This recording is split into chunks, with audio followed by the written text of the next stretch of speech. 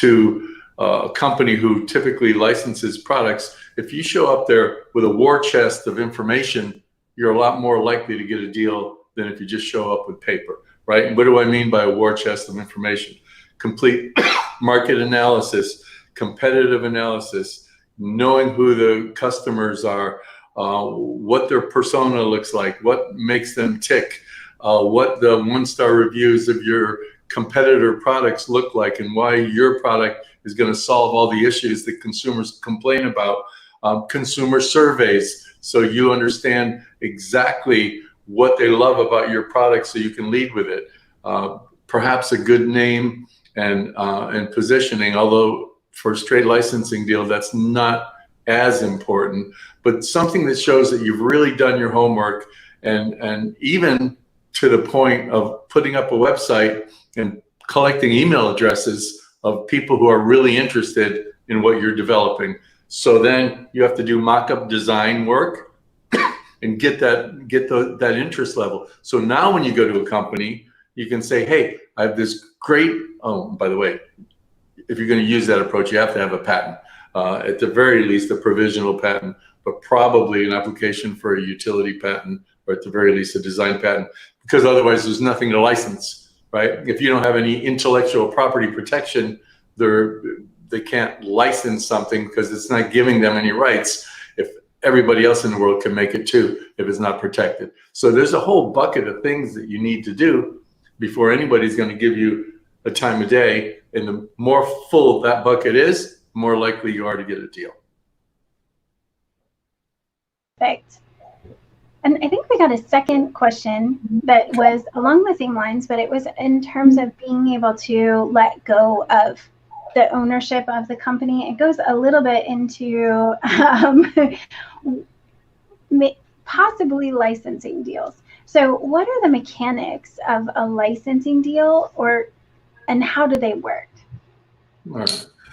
There are several different ways licensing deals can work. You can make them, they can be exclusive, they could be non-exclusive, they can have an assignment of your patent or not. A licensing deal can cover certain types of territories and not others. For example, I want to have a licensing deal with you and I just want to be able to sell directly to consumers online.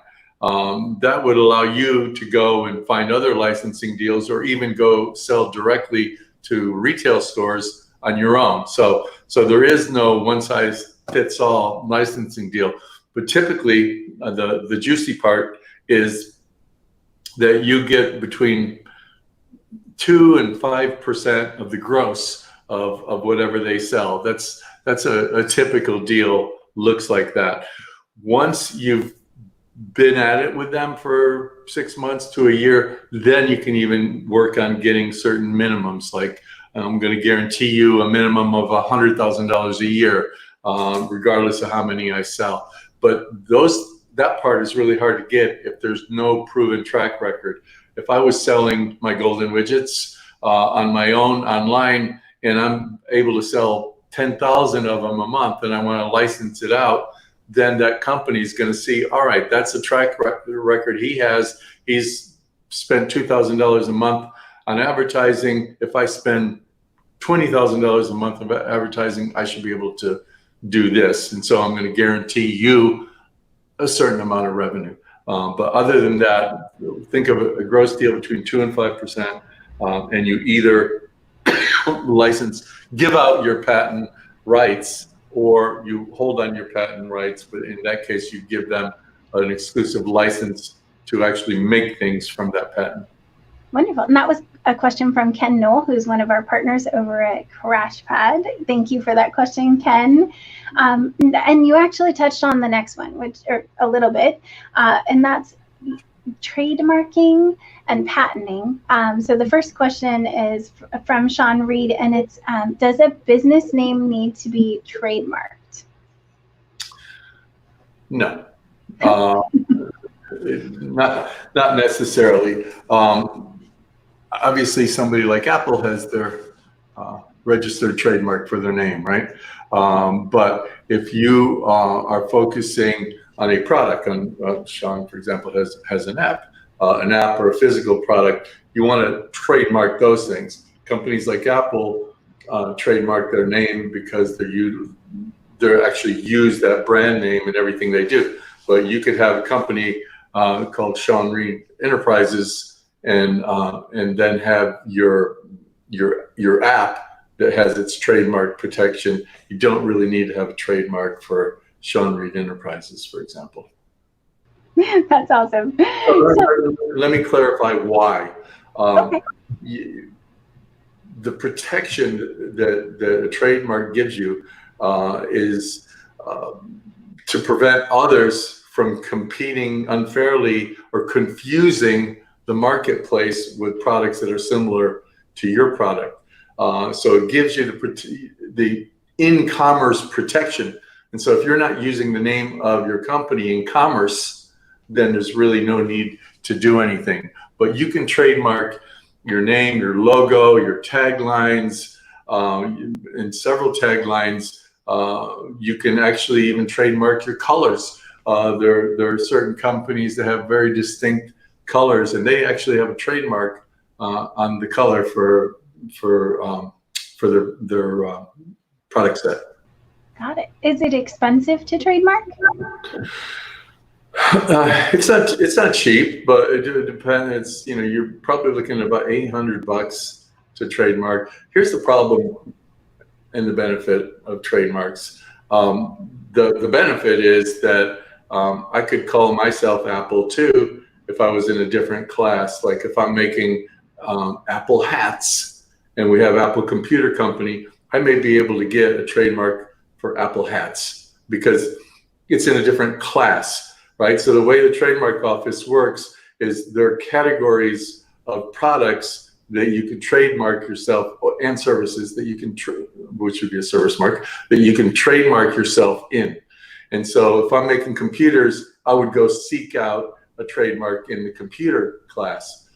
But if I wanted protection on a number of different classes, because I have a product that can be used in several different ways, I may have to get 3 or 4 trademarks. It's one trademark, but 3 or 4 classes, so that $800 is going to increase, and you might spend $2,000 or $3,000 to get a trademark, depending on how many classes you want to cover.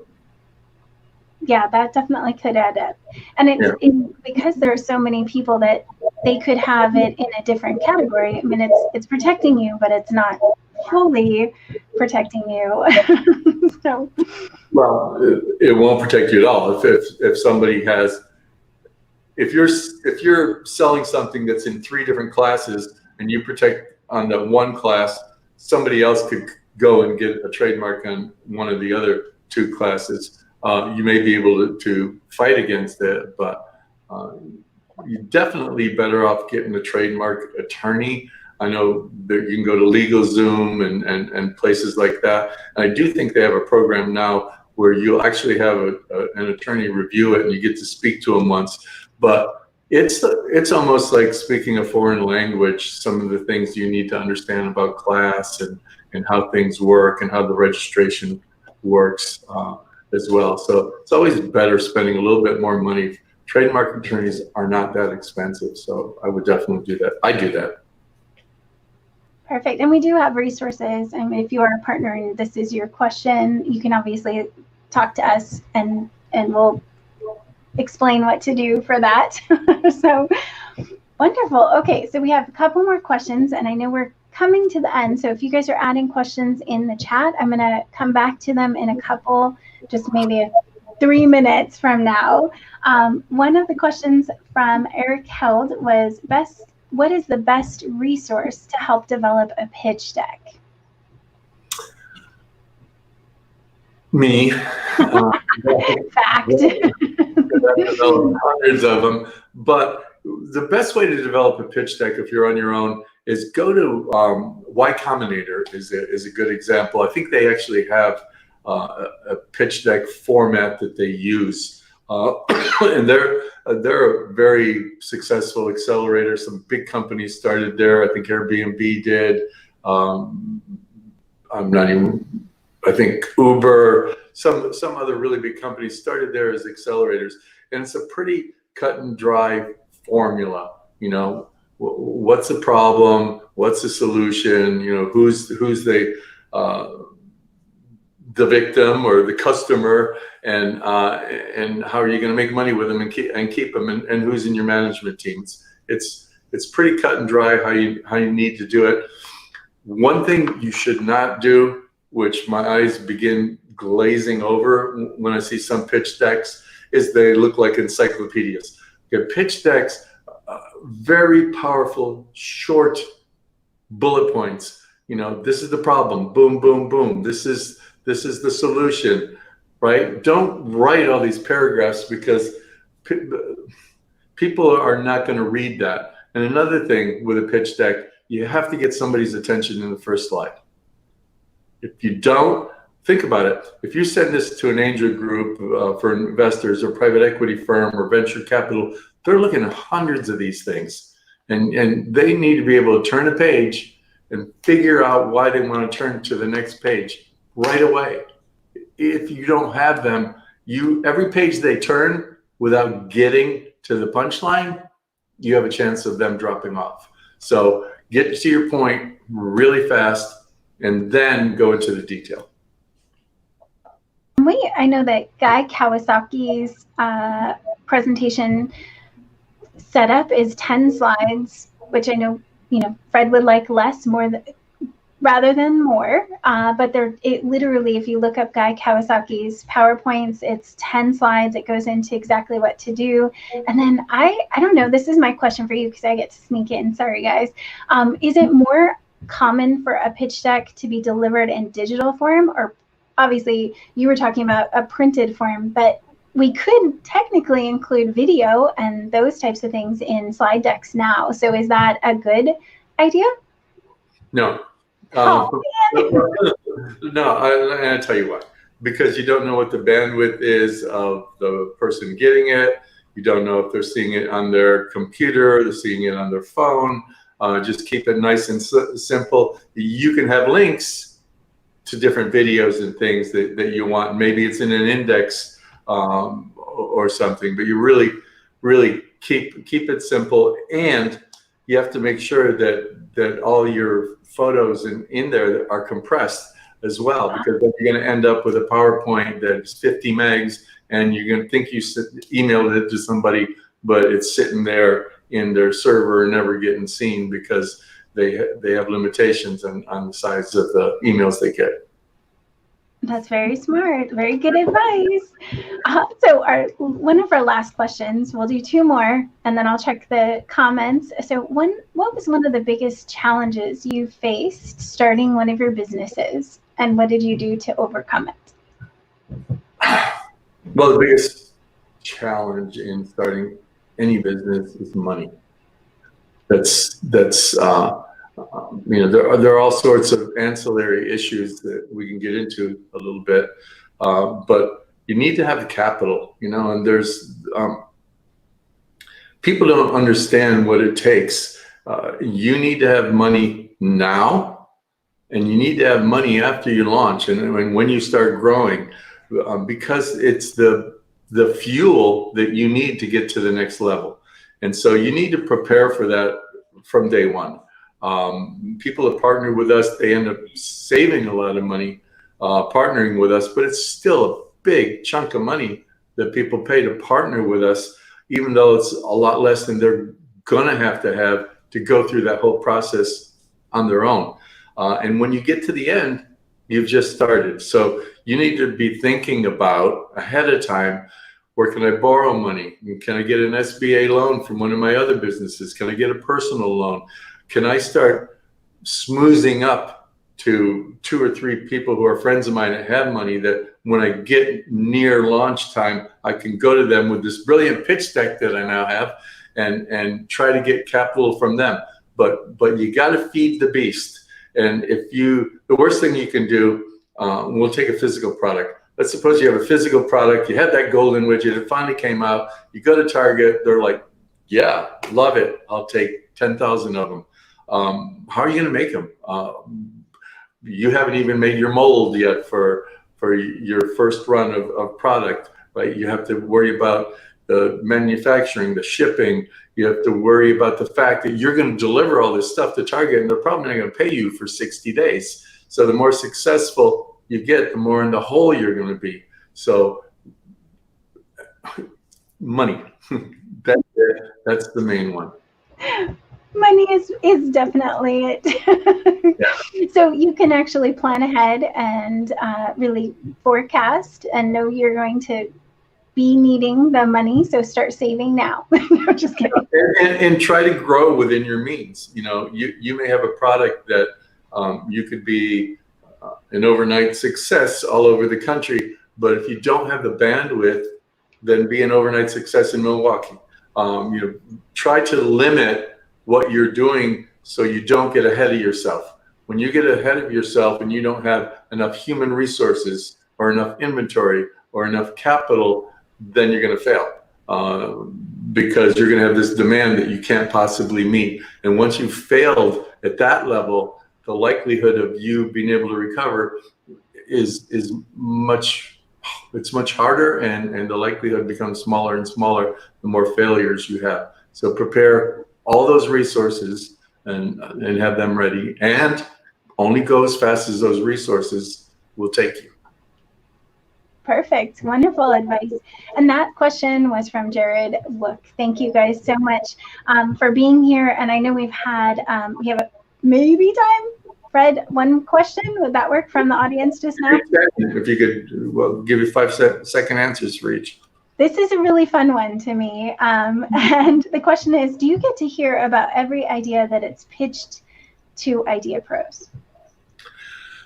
Not every idea. We've had, in the last 2.5 years, we've had 72,000 applications, and we have about 300 partners. So no, but it goes through a vetting process, and before any idea is accepted, I hear about all of them, and I probably hear, I would say, at least a couple hundred a month, but probably more than that, when they make it through the process and get to me.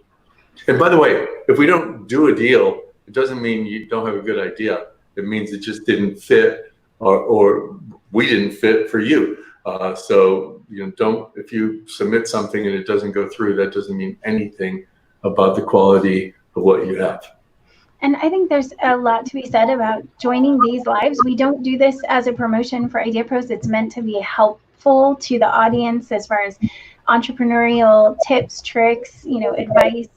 So it really is a good place to be. If we're not the right fit yet, it just might mean that things have to come together for you, or the idea has to be kind of planned out a little bit more. Keep listening, because you get all these nuggets of information from Fred on a weekly basis, as well as other experts that we bring in. So follow our channel for sure.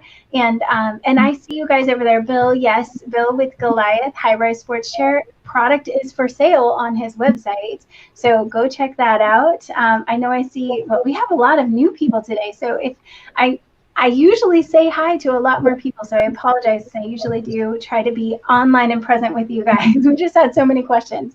Odin, Kelly, we had Vanessa. Thank you guys all. I know I see, oh gosh, this list is so long. Thank you guys. Be sure to click on the reminder bell as soon as we're done so that you can get notifications. Also, you can submit questions anytime. So we do these Ask Fred ones every now and then. So when I can bug Fred into it so that we can answer questions for you guys. But we actually answer questions all the time in the form on the post. You can submit a question and we'll get you the answer as soon as possible. So I'm going to let you go, Fred, and thank you so much for being here. Did you have anything you wanted to close with today? Oh gosh, this is the last time we're going to see you guys before the holidays. So happy holidays. And we are, I don't know, Fred, we're going to be on Friday or not? What date is Friday? What'd you say? What date is that? Well, so Friday is Christmas. Probably will not be on Christmas. How about I will see you guys. We'll at least play a couple of really great videos. I will be up here with you guys saying hi and maybe getting some of your Christmas wishes out on our posts. So we'll definitely, I will be here. So I will give closing thought, and it's not like my regular ones. It's not so much about business as it is about life. We have had a really, really bizarre year in so many different ways. Front and center, of course, is the pandemic and what that has done to us, not only in America, but all over the world. I mean, there's a lot of people suffering. There's a lot of things that we've had to deal with here as a country. I don't frankly know how any restaurants are even in existence anymore, movie theaters, gyms. We've all been forced to do things that we never imagined we would have to do. And yet we're all here and we're still alive and we're still making it. So what I would say to you guys as a closing thought is, no matter how rough things get, no matter how hard things are, no matter how impossible things seem to be sometime, we survive. And we can take this year and everything that has happened to all of us collectively this year and use that as our strength as we start getting out of this horrible chapter, and take what we've learned over the course of this year and apply it to next year and the year after. Because now we have strength, and now we know that we can beat anything. And if you take those things that you've had to suffer through this year and apply them as great learning lessons, you're going to be equipped with a lot of armor to deal with anything that comes your way, every one of you. So Merry Christmas. That's awesome. I love that. And yes, you are going to be stronger for having gone through this, and all aspects of your business. Everything that you accomplish, you're setting the bar for the next thing that you're going to accomplish. So thank you guys all so much for being here. And Fred, I'm going to kick you out here momentarily so you can go. And if you guys have any topics that you'd like us to cover on the Friday Lives, feel free to submit them to us, or just let us know in the chat. We do keep an eye on our chat. So I saw you over there, Shelly. Thank you so much. You said, great advice, Fred. Happy holidays to you and Tessa and the whole team at IdeaPros. Blessed to be a part of the team here, and can't wait to meet you all in person. And I agree, I've seen you on video, but that's it. So thank you. Really appreciate you guys taking time on your Friday. And oh, Confetti VIP, I see you over there. Hello. Check out Confetti VIP, guys. ConfettiVIP.com. It's in the messages. It's an amazing site with great deals, great Christmas opportunities. So check that out for sure. And then we'll see you guys all. Hi, Michael. We'll see you guys all next week for me anyway. And I'm not promising I'm going to be live the whole time, but at least I will bring you guys some really cool recaps from the year. And if you want to send a video for holidays, feel free to send a video to us. You can post it on our page or send it to me in a message, and you might get in on that little compilation at the end of the year. Thanks so much, guys. Have a good one.